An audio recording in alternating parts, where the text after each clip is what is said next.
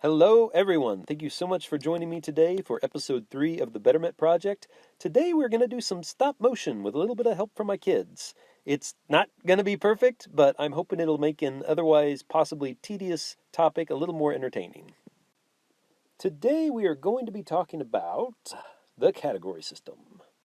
Now, I seriously consider charging money for this part of the Betterment Project because it really is kind of the crowning achievement of the project. Everything in the project relates to it and comes out of it. But in the end, like a lot of YouTubers, I decided to just give my content away for free. This project has been inside my head for long enough, and it's time to subject it to the criticism of other people. So let's begin with two very simple ideas about what the category system is. Now, it has often been said that he who defines the terms wins the argument. Ding! But it is also true that there is great power in naming something. And these two ideas can easily be called the main keys of the category system. In light of that, if we're going to be talking about category systems, then we have two questions. Firstly being, what is a category? Well, a category is built out of several things, but the only two I will be focusing on right now are our two key ideas of term and definition. Now, it may be obvious, but let's go ahead and use the example of a triangle. Now, the term for a triangle can either be the symbol triangle or the word triangle. Those are both terms. But of course, where it starts getting complicated is when we talk about the definition. And when we look at the definition, we suddenly realize we have a lot of other terms to define too. If a triangle is a closed plane figure made up of 3 line segments, what is a plane? A plane appears to be a flat two-dimensional surface that extends infinitely far. But wait a minute, what did we mean by a closed figure? And come to think about it, what about those line segments? And what is a point? What about all these definitions? They all must be understood to understand what a triangle is. Well, if that gives you some idea of what we mean by category, the next question is, what do we mean by system?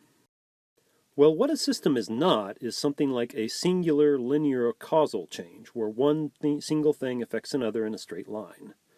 Rather, systems are more like storms. They're more like people jumping over things, people getting smashed, EMTs coming to their rescues, magicians making magic things happening. In other words, systems are all kinds of crazy, complicated things all interacting at once.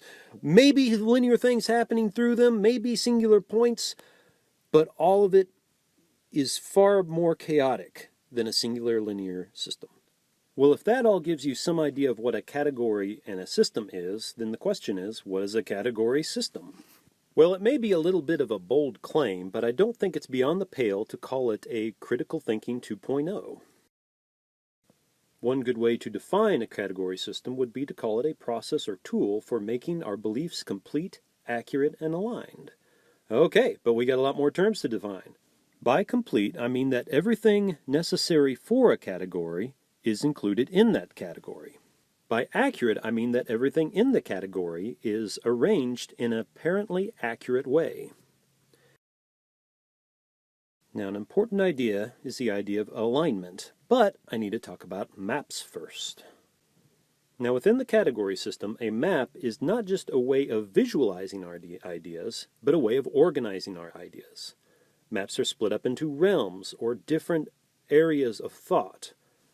Now, these are category divisions of ideas that are either extremely personal or extremely abstract.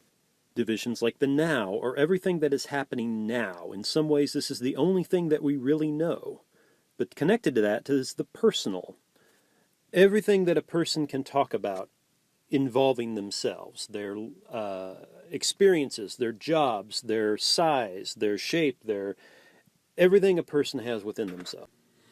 Now, when we bridge the gap between the personal to the conceptual, we are making a jump from personal specific information to the general and abstract. These will be categories like sociology, or society, or government, or science, or even terms in the dictionary, or ideas in a encyclopedia. Finally, when we make the move from the conceptual to the logical, we are making a move that strips away all ideas that are not primary or basic or principled. This is an area of math, This is an area of not so much philosophy, because philosophy can be conceptual, it can even be personal, but it is an area where we understand how principles work and how they interact together. Finally, it is very important to remember the category of all. Everything. Everything is in the all. Now, the two major realms can be subdivided into different layers. For the personal, it is immediate, practical, and technical. As for the conceptual layers, they can be subdivided into the ideal, the optimal, and the minimal. Now, there is actually a very important layer or realm that I forgot to leave in here, which is that of story. Now, story, I would argue, is the most important realm of our thinking, because this is where we find our values, we find our meaning, we find our purpose, our drive, our ambition, our direction in life. From the now to the logical, these things are balanced here at the story. However, we do use our personal and our conceptual tools to build our stories and to critique our stories. And so within story we find our values and our worldview, as well as what you might call the meta system, which is what the category system is.